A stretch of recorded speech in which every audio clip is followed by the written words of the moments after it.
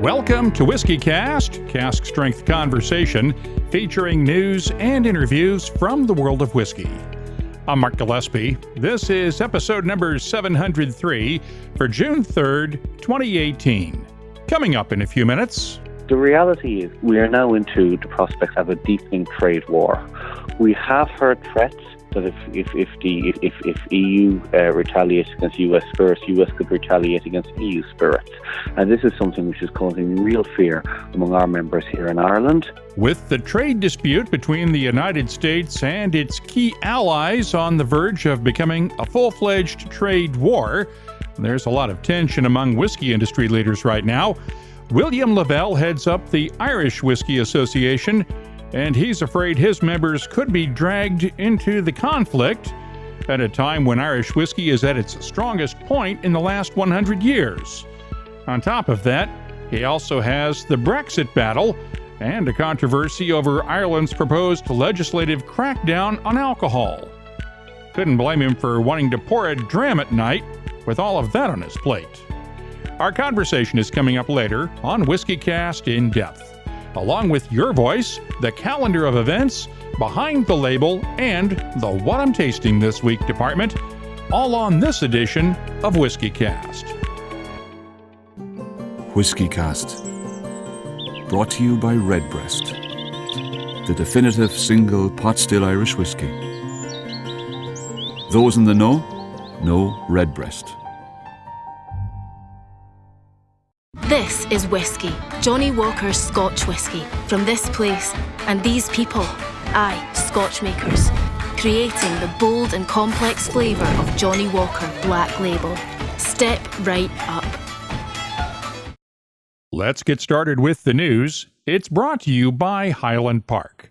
And we have to start with what looks like the beginnings of a full-out trade war between allies.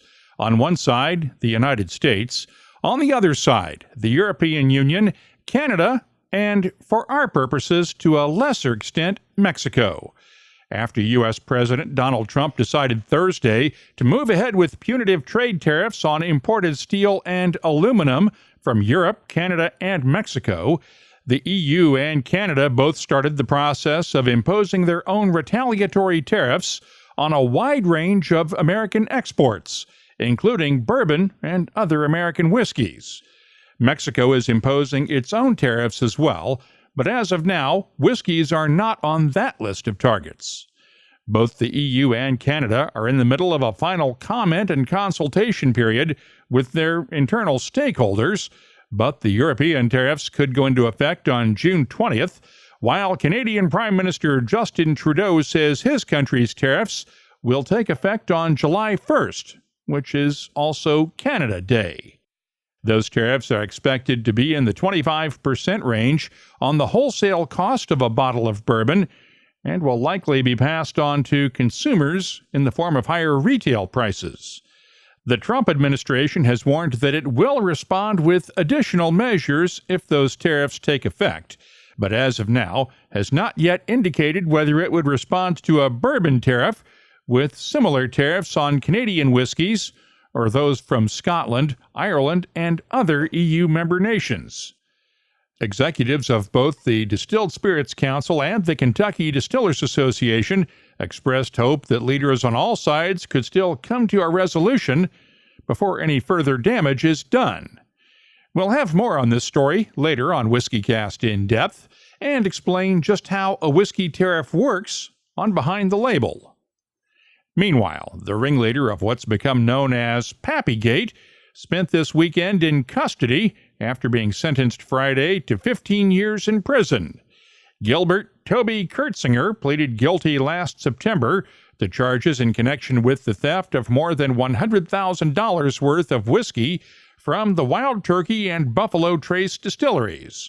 Kurtzinger was a warehouse supervisor at Buffalo Trace and was one of 10 people indicted by a Franklin County grand jury 3 years ago. I talked with Franklin County Assistant Commonwealth's Attorney Zach Becker shortly after Friday's hearing. Today is the anniversary, or the birthday of the state of Kentucky, which I think is very appropriate for the resolution of Mr. Kurtzinger's case. just our history has been so intertwined since its founding in this state with bourbon and the bourbon industry. And I think now internationally, perhaps as your podcast illustrates, bourbon is world renowned. And when you hear bourbon, you think of Kentucky. And I think more so than even the horse racing industry or basketball, this is what Kentucky has become known for. And so it is one of the great gifts that Kentucky has given to the world through its limestone. It can't be recreated anywhere else. So I think it's a very good day for this to have been resolved, and kind of underscores the importance of the bourbon industry and the theft of bourbon, how important it is to Kentucky as a whole. What happens now? I know there's still one outstanding case, right? There's one outstanding case that is still pending, and so once that case is resolved, then we will begin to embark upon what to do with the bourbon. So there's been no decision on that yet, right? There has been nothing of record decided on that. When the appropriate time, when all the individuals' cases have been resolved, I anticipate filing a motion with the court to dispose of the bourbon in a manner consistent with the wishes of the Van Winkles, Buffalo Trace Distillery, and Wild Turkey Distillery. And they've indicated they would prefer that it be destroyed, right? I can't comment on that right now, but I'll be filing a motion based upon what they have represented to me. Are you pleased this is almost over with now, finally? Yes. It's been going on for a very long time. The initial search warrant was executed March 11th, 2015, and it's June 1st, 2018. So I am very pleased to be seeing the end of this road. It's been a case that's been well litigated by defense attorneys and has had several substantive motions that have been decided by our judge, Judge Wingate, and so it is nice to start to see a conclusion in sight. The one outstanding case covers charges against former Wild Turkey truck driver Mark Sean Searcy, who is accused of stealing barrels he was supposed to deliver to one of the distillery's warehouses and giving them to Kurtzinger in exchange for a cut of the profits. No date has been set for a trial in that case. Things should start getting back to normal on Islay over the next few days, now that the annual Islay Festival of Malt and Music is over.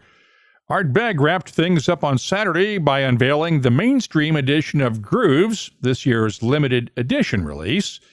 While it comes from the same batch as the Ardbeg Committee version of Grooves released earlier this year, it's bottled at 46% ABV, compared to the Committee version's 51.6%.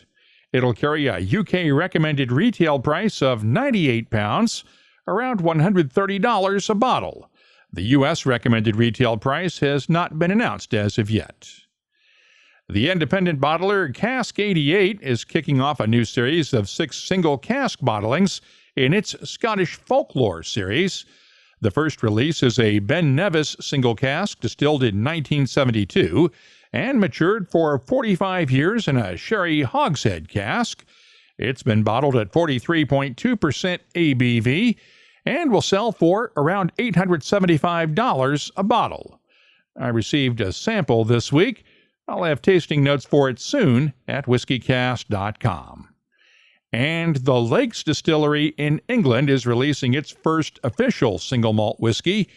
Only 101 bottles of Genesis were produced. 99 of them will be going up for bids at Whiskey Auctioneer starting on June 29th. There are also plans to launch a 4-year-long series of single malt bottlings starting in September. Faith will be the first release in the Quatrefoil collection, followed by Hope, Luck, and Love each September through 2021. The price for the entire 4-bottle collection, £895, around $1,200, with a payment plan available. You can keep up with the latest whiskey news all week long at whiskycast.com. The news is brought to you by Highland Park, the Orkney single malt with Viking soul. Heading out on a road trip this summer? Take a bit of Highland Park with you for your ears. Check out Highland Park's specially curated playlists on Spotify for music to keep you going like a Viking.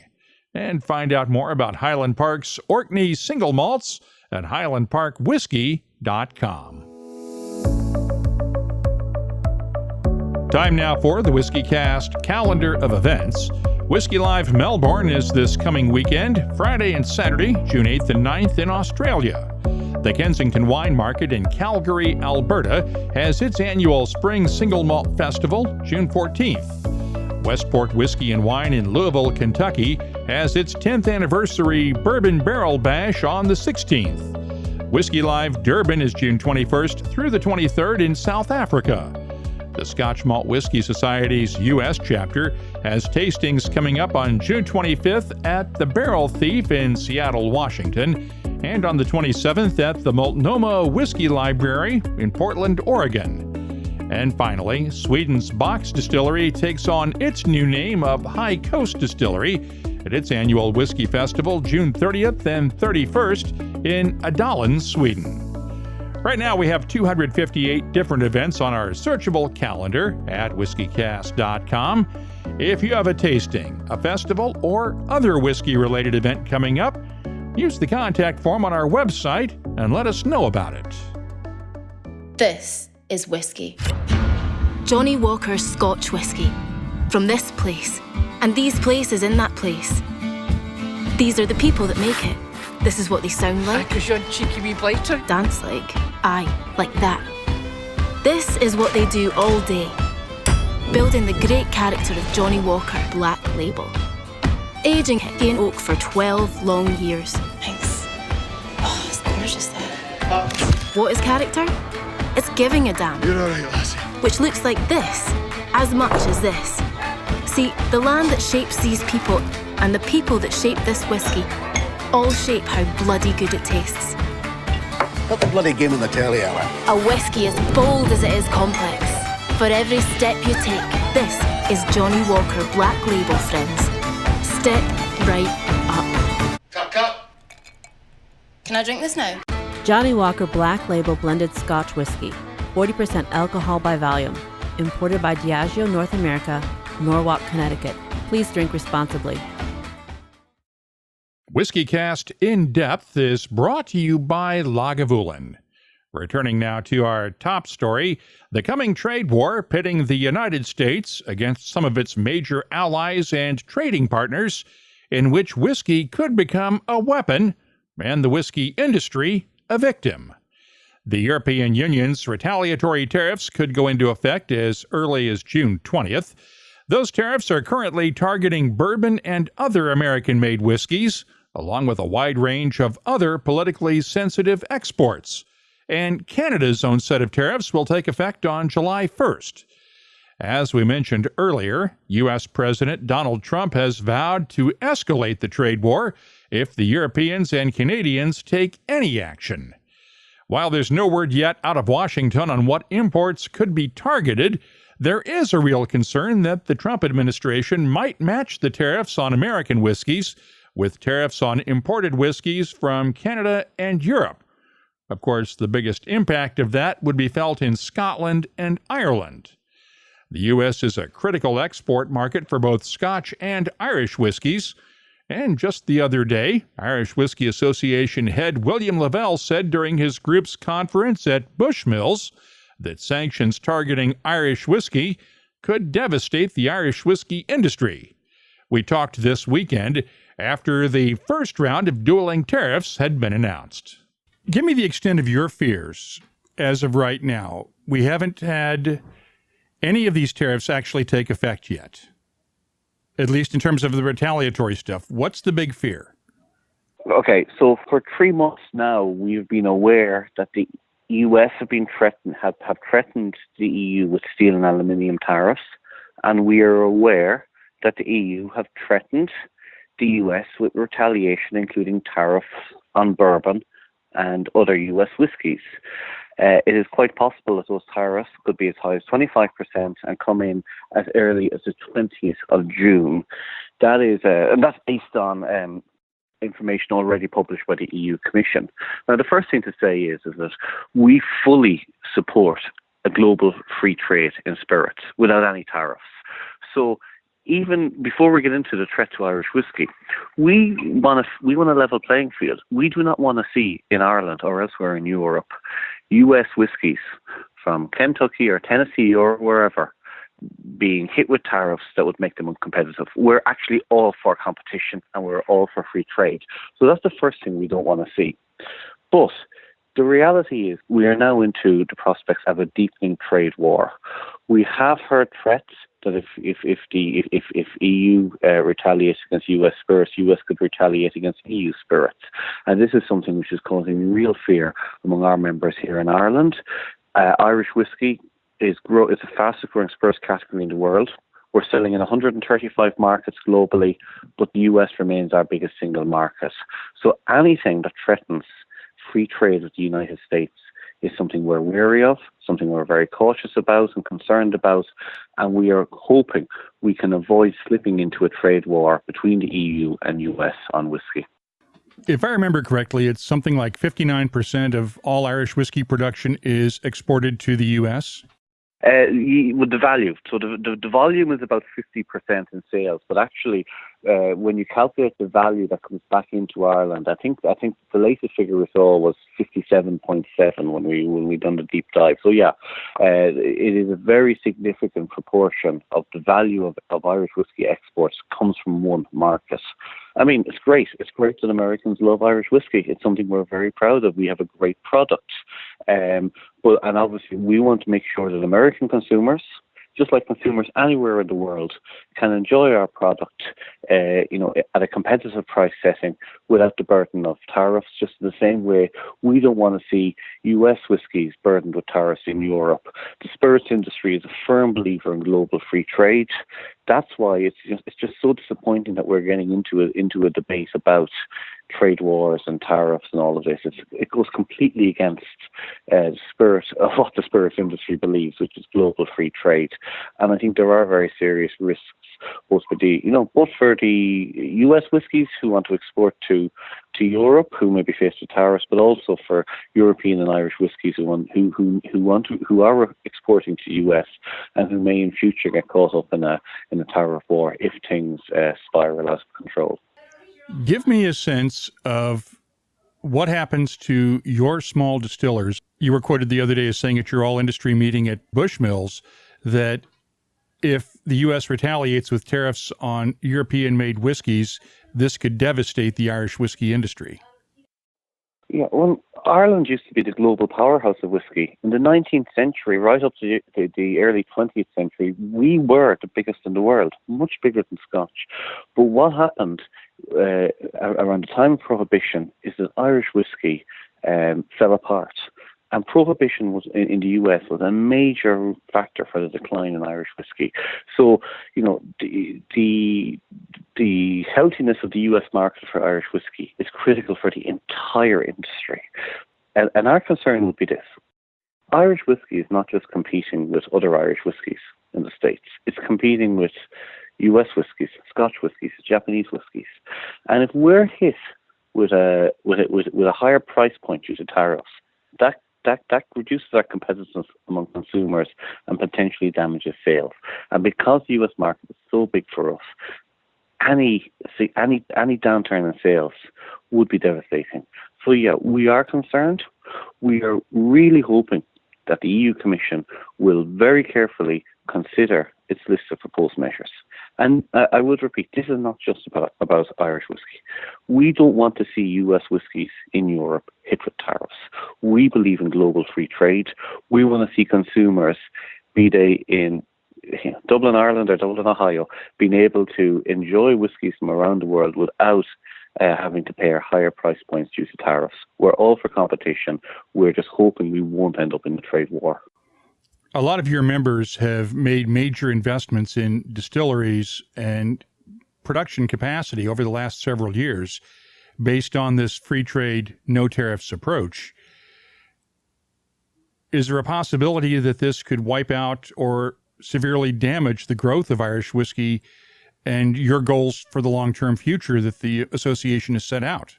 Well, companies who are investing in the whiskey industry, be they investing in the US, in the UK or in Ireland, they're looking at a long-term return. So I think a trade war has the potential in the short term to be very damaging, but we will be looking obviously to the long term. We're looking for diversification of markets. We're looking more to the Far East and Asia for further growth. So Irish whiskey fell apart after Prohibition. I'm absolutely convinced that will not happen this time around. We are a resilient industry. We are looking forward to the future. But that doesn't mean that we won't take a hit if we end up in a trade war.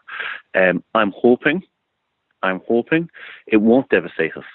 But we're hoping for the best, but we're planning for the worst. We're really, really pushing very hard over the next few days to call on the EU Commission to very carefully consider the scale and extent of its countermeasures. We need to be sustainably here, but we do need to respond. And let's be very clear here. What President Trump has done in imposing tariffs on EU steel and aluminium is regrettable. It is regressive. It's a bad day for international trade, and I believe the EU is only right to respond. The question now is how we respond. And obviously, as the whiskey industry, we have very valid concerns. We're putting those concerns forward, but let's not take away from the fact that we believe the EU must respond to what we believe is a very unfair action by the United States government.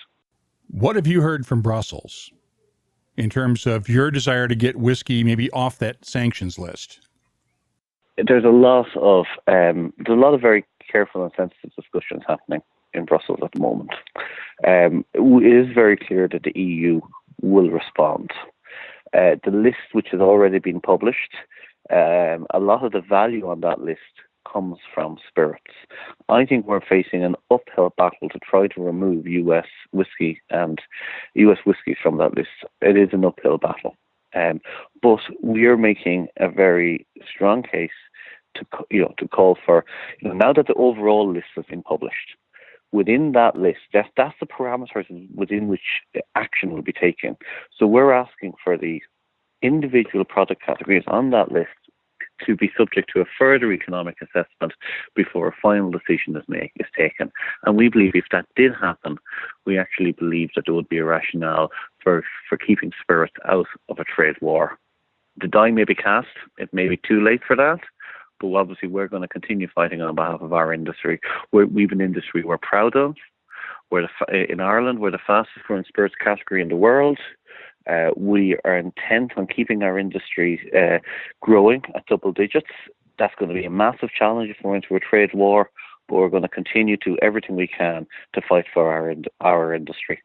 You do face a political challenge, though, and it's not of your making, because the way I understand it, the reason whiskeys are on the EU's list is because the diplomats in Brussels wanted to lean on Mitch McConnell from Kentucky, the Senate Majority Leader, and try to persuade him that his home state's major industry is going to get damaged severely unless he fights President Trump on these sanctions. And that's the reason why whiskeys are on there. You may not be able to get them off for that very reason alone. My view on this is, I'm not going to be. Obviously, publicly we support what the EU Commission are doing. There has to be a response against the US. What I would say is that we would far prefer that the list was based on sound economic rationale, not solely political rationale. As I said, the die might be cast. It might be too late at this stage, but we're going to continue fighting for our industry, and we're going to continue to make the case that we feel that if you take an economic lens to the list of proposed countermeasures, it does not make economic sense putting spirits on that list. We're going to continue making that case.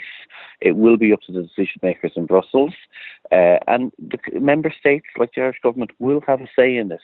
So obviously we're calling on the Irish government to support our industry, but obviously the decision isn't solely in the gifts of the Irish government. It is a much bigger decision, and we're just going to continue to lobby and call for I suppose, measures that protect the Irish whiskey and spirits industry from a trade war. While I've got you, any progress on the public health bill? Well, no progress is good in that the bill has not progressed through Parliament. So what happened? I think the last time I spoke to you, Mark, I was telling you that the Irish government had to re-notify to the EU Commission the amendments that were made in the Senate before at the end of last year right, in relation to having 1/3 of the printed material on a bottle made up with warning labels and having a mandatory cancer label. So those amendments or those changes to the bill had to be re-notified to the EU Commission and to other member states in Europe. Two other countries, Portugal and Italy, lodged what was called a detailed opinion. It's basically a legal submission to the Irish government, raising very serious concerns about these new labelling requirements. And of course, the argument is that Ireland is trying to bring in a country-only label that completely undermines the whole idea of the EU single market. So because those two countries lodged a legal detailed opinion, a standstill period came into force whereby the Irish government cannot proceed with the legislation between now and the 20th of July. So we're waiting to see how the Irish government will respond. We're hoping they will roll back on the amendments. The very strong case being made by the EU Commission and other countries is that these are anti-European. We should be, if we're going to look at labelling, health labelling, as well as ingredient and nutrition labelling, it's much better that is dealt with on an EU-wide level, so that then you can produce one label and it's applicable throughout the single market. I mean, if you have to produce different labels for different countries, it becomes a barrier to trade, a barrier to market access, and additional costs, particularly for small distillers, wherever they are. So the bill hasn't progressed. The government has to reflect on these amendments.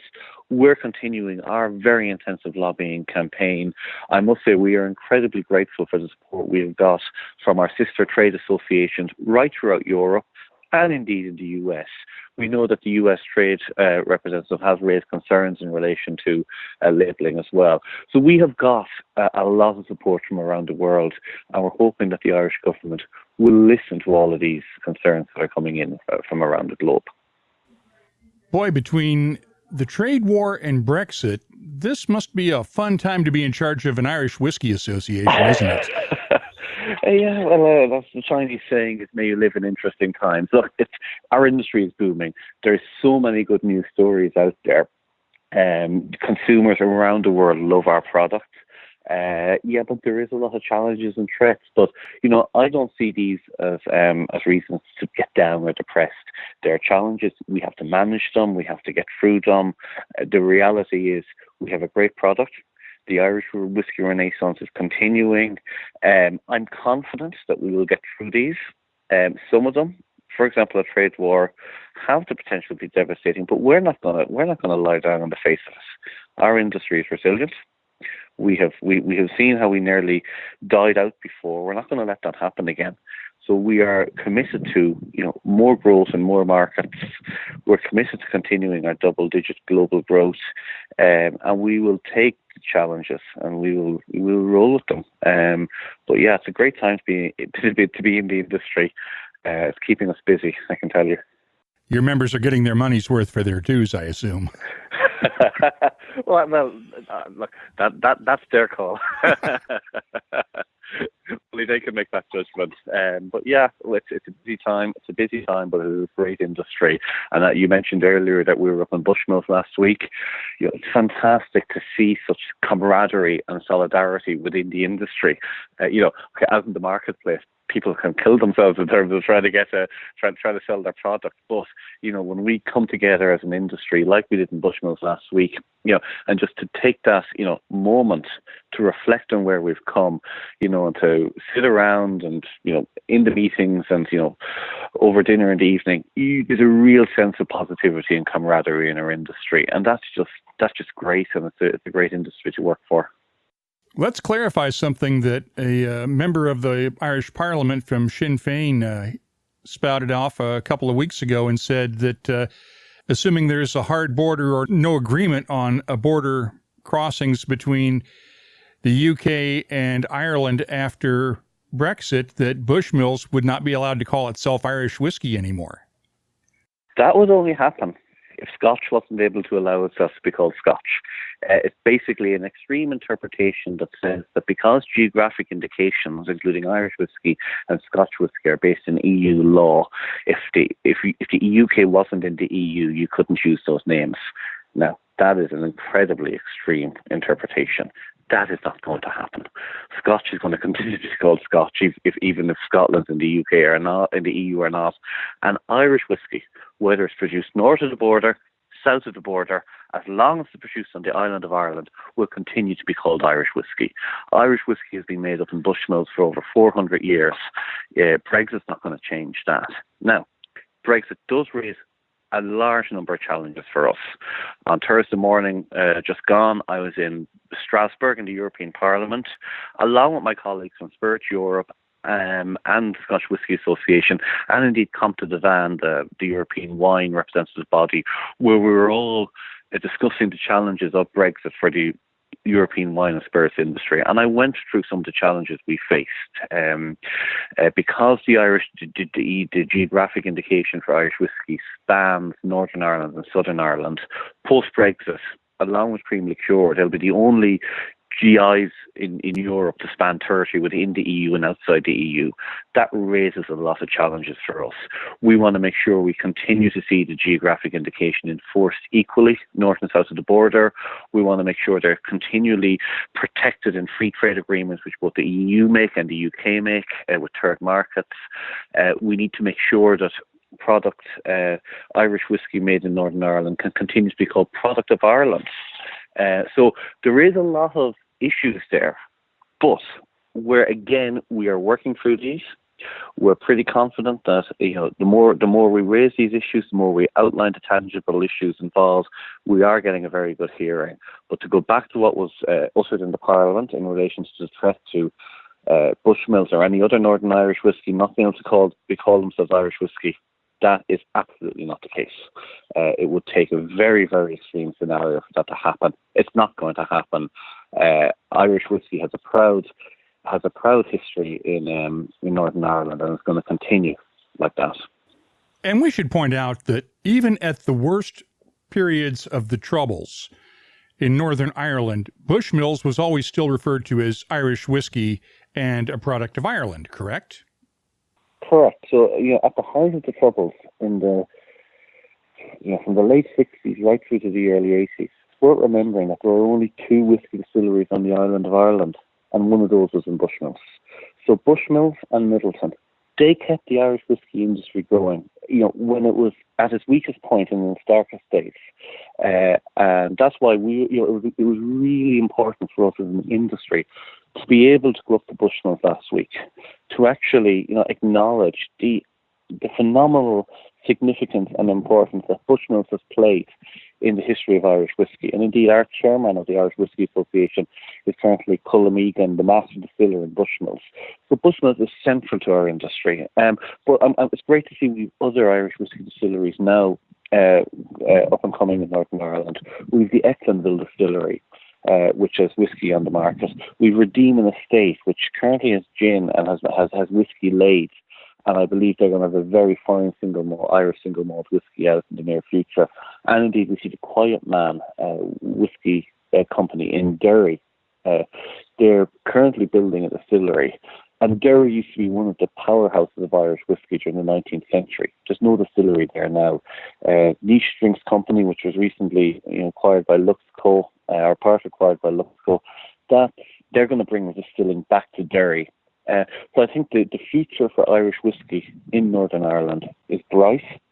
Brexit is a challenge, but it's not going to prevent us making Irish whiskey in Northern Ireland. And again, a bit like trade wars and a bit like the public health alcohol bill, these are all challenges to be met.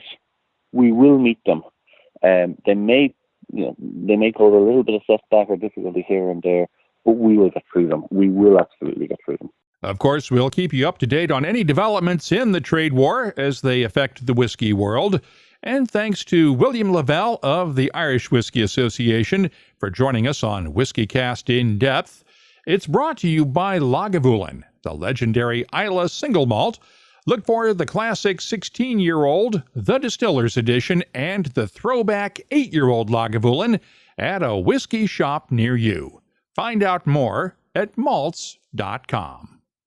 The What I'm Tasting This Week department is brought to you by Heaven Hill Distillery. Let's start off with a couple of classics from Aran. First up, the Aran 21st Anniversary Edition. It's from spirit distilled during Aran's first 3 years of production and matured in Oloroso sherry casks. It's bottled at 52.6% ABV, and the nose is fruity and vibrant with hints of mango, orange marmalade, a hint of apples, and muted spices. The taste is anything but muted, though. There are notes of ground peppercorns, ginger, and allspice, along with touches of honey and citrus fruits in the background. The finish is long, warm, and gentle, with hints of pepper, ginger root, and a touch of toffee. I'm scoring the Aran 21st Anniversary Edition a 92. And thanks to Jordy Mosky for sharing a sample with me, along with a sample of this one. The Aran Golden Eagle was the final release in the distillery's Icons series back in 2012, and got its name from the pair of golden eagles that nested in the trees behind the distillery. It's bottled at 46% ABV. The nose is aromatic and oaky with notes of honey, toffee, butterscotch, vanilla, and just a slight nuttiness. The taste is buttery smooth with a hint of lemon zest, crystallized ginger, white pepper, and touches of tropical fruits. The finish is medium length with touches of honey, peach pie, and caramel. I'm also scoring the Aran Golden Eagle a 92. I'll have more tasting notes in just a minute, but first, our tasting notes are brought to you by Heaven Hill Distillery, where they're making room in the trophy case after the recent San Francisco World Spirits Competition. Best Bourbon, Henry McKenna Single Barrel. Best Small Batch Bourbon, Elijah Craig Small Batch. Just more proof of Heaven Hill's pedigree for making whiskeys with award-winning flavor. Meet the family at heavenhilldistillery.com. Think wisely, drink wisely. Zweedam Distillers in the Netherlands is most well known for its Millstone rye whiskies, but the Van Zweedam family also makes some pretty good single malts too. Andrew Ferguson of the Kensington Wine Market passed along a sample of Millstone's 1996 Virgin Oak cask that was bottled for Alberta's Craftwork Spirits. It's a 20-year-old single malt matured in a virgin American oak cask and bottled at 51.45% ABV. The nose has fruity notes of peaches and apricots, along with fresh berries, butterscotch, and a hint of spice. The taste is thick, mouth-coating, and chewy, and reminded me at first of toasted bread with orange marmalade. There are also touches of coconut, honey, apricots, peaches, and a hint of maltiness. The finish is nice and long with subtle spices and a good fruitiness. I'm scoring the Millstone 1996 single cask a 93. Last time around, we heard about Woodford Reserve's new straight malt whiskey from Kentucky. I received a sample of it the other day, and as Chris Morris told us, it's distilled from a mash of 51% malted barley, along with corn and rye. It's bottled at 45.2% ABV, and the nose is very sweet with notes of barley sugar, pipe tobacco, caramel candy, cocoa, brown sugar, and a hint of almonds. The taste has a good balance of sweetness and spices, sort of like a gourmet chocolate bar with ground chili peppers in it. There are also hints of dried fruits, nuts, and oak. The finish has subtle touches of chocolate, almonds, and a hint of barley sugar. I like the complexity and balance on this one, and I'm scoring the Woodford Reserve Straight Malt a 92. The What I'm Tasting This Week department is brought to you by Heaven Hill Distillery. I'll be adding these tasting notes to our searchable list of 2,200 different whiskeys from around the world at WhiskyCast.com. Redbreast fans have always cherished our whiskey's sherry notes, so we set out to embellish that character. Introducing the Redbreast Listowel edition, a quintessential single pot still Irish whiskey finished in first fill Oloroso sherry casks from Spain's prestigious Bodegas Listowel. Carrying Redbreast's trademark pot still spices and dark dried fruit notes, the Listowel edition is graced with an enduring sherry finish that would be better described as a final act. Discover the newest branch on the Redbreast family tree. Let's open up the inbox now for your voice, brought to you by Lot 40. Reaction to the trade war has been coming in already on social media. I mentioned on Twitter the other day that no one really wins in a trade war since there's almost always economic damage on all sides. From Bobby Parnell, you're right, except for lawyers. Lawyers always win, while the rest of us are getting screwed. From Paul Hansen, tariffs imposed on trade partners are ultimately just taxes imposed on Americans. From Anthony J. Baker in Ontario, stocking up on my Eagle Rare bottles between now and the end of the month. And Greg Butler, prices have already gone up high enough. Leave us innocent people out of the tariff war. If you haven't seen the latest whiskey photo of the week, I hope you'll take a look at whiskycast.com over the next few days. Last time around, we mentioned the story of Thor's Hammer Mjolnir and the replica decanter that was stolen from a bar in Melbourne, Australia last weekend. It's been returned after the hammer was found dumped at Melbourne's airport. But that gave me an idea, since Mjolnir looks like it'd be a bit overkill for hammering bungs into whiskey barrels. If you've ever seen a copper whiskey thief, or Balinch as they're also known, some can look an awful lot like a sword. So meet Drikersvel. It's a really rough translation of Old Norse for gleaming sword of drink. And like Thor's hammer, only the truly worthy can wield it. You can see Drikersvel on our Facebook page too. And that's where Tim Matthews posted this note. Gleaming Sword of Drink. That's bloody awesome. Or the next Highland Park release. Certainly more dramatic than a yard of ale. Thanks, Tim. We'll pass that suggestion along to our friends at Highland Park. And if you have something you'd like to share with whiskey lovers around the world, you can always post it on the Your Voice page at whiskycast.com. Or find us on Facebook, Instagram, Twitter, and Tumblr at WhiskyCast. You can also email us. The address is comments@whiskycast.com. Your Voice is presented by Lot 40, Canada's award-winning 100% pot still rye whiskey. Lot 40, unapologetically Canadian. Please drink responsibly. Let's wrap things up now with Behind the Label, our inside look at some of the science, history, and other things that make whiskey unique. Since we've been talking a lot about trade tariffs recently, it might be worth explaining how they work, especially when it comes to whiskey. Tariffs are nothing new. They're designed to protect domestic production by making it more expensive to import competing products from other countries. It is worth noting that economists disagree widely on just how effective they really are at doing that, though. Essentially, a tariff is a tax imposed on imported goods, though it can also be imposed on exports as well. Let's use the example of a case of whiskey, and since William Lavelle of the Irish Whiskey Association was our guest earlier, let's make it a case of Irish whiskey.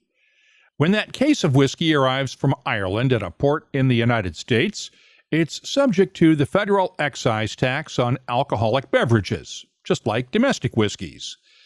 But that tax is based on the volume of the whiskey in the case and measured in proof gallons. That tax is paid by the importer, then the customs officer releases the shipment so it can leave the port, and the tax is the same no matter how much the whiskey actually costs. Once again, that's the same tax a distillery in the U.S. pays on the whiskey it produces, though it's calculated based on the proof gallons of whiskey removed from bonded storage. On the other hand, though, a tariff is a specific tax placed on the value of that case of whiskey. Usually it's the wholesale price shown on the invoice. For this example, let's use a case of bourbon that's being shipped to Europe after July 1st, when the European Union's retaliatory tariffs are scheduled to take effect. EU countries all have their own different national excise tax rates, and just like our Irish whiskey example, they're calculated on the volume of alcohol in that case of bourbon. But in this case, the customs agent would look at the invoice and let's say the invoice price of that case of bourbon is $100. The agent would add a 25% tariff to that and charge the importer an extra $25 on top of the excise tax. While the importer could choose to eat that tax as a cost of doing business, they're much more likely to pass it along to their distributors, who then pass it on down the line until you buy a bottle of bourbon from that case at a slightly higher price than you might have paid for that same bottle before the tariffs were imposed. Tariffs were relatively commonplace until the end of World War II, but as the global economy became more interconnected and interdependent, countries started negotiating free trade agreements that largely ended the use of tariffs, except in specific instances, such as the national security claim the U.S. is making for its new tariffs on steel and aluminum imports. Hope that explains it, and if you have something you'd like us to dig into on Behind the Label, just use the contact form at whiskycast.com and get in touch with us. That's also where you'll find links for our WhiskyCast HD videos and the WhiskyCast Tasting Panel podcast, along with the latest whiskey news, events, my tasting notes, photos, cocktail recipes, and much more, including a complete archive of our past episodes. Our cask strength conversation continues all week long online, and we'd love to hear from you. Find us on Facebook, Twitter, Instagram, or Tumblr at WhiskyCast, or you can just email us.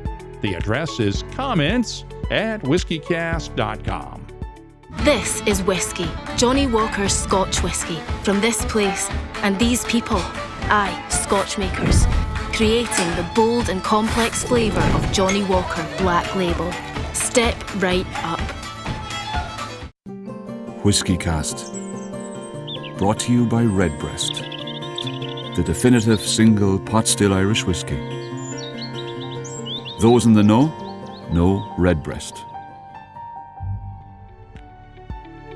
WhiskyCast is a production of Cask Strength Media, copyright 2018, and comes to you twice each week from the charming, yet regrettably dry town of Haddonfield, New Jersey.